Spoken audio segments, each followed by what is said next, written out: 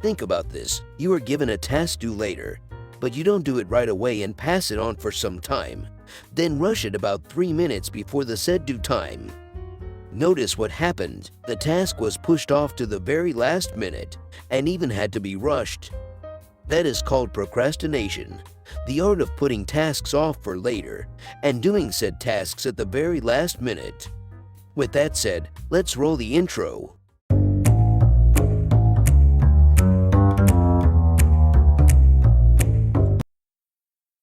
Now, some researchers define procrastination as a form of self-regulation failure characterized by the irrational delay of tasks despite potentially negative consequences, which actually makes sense.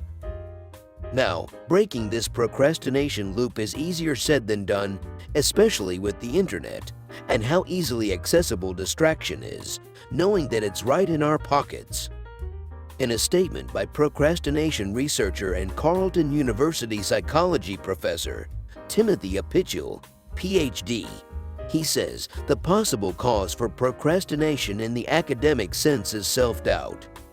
He adds that as students, you're always being pushed out of your depths. That's what learning is. I've been a student for about half my lifetime, and I can say that this is very relatable.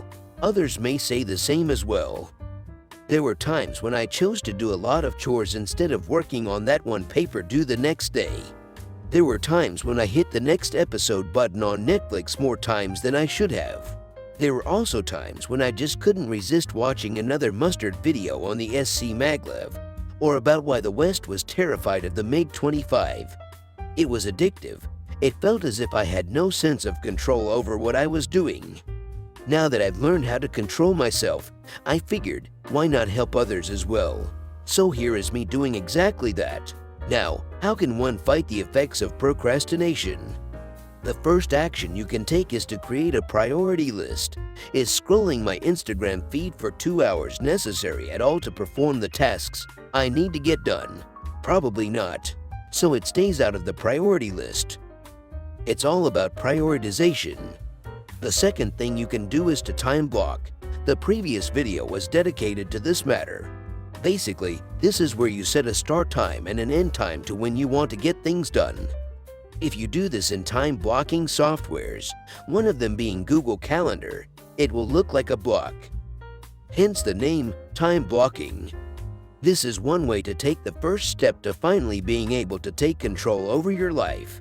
And I suggest you take this step, as this will help you a lot.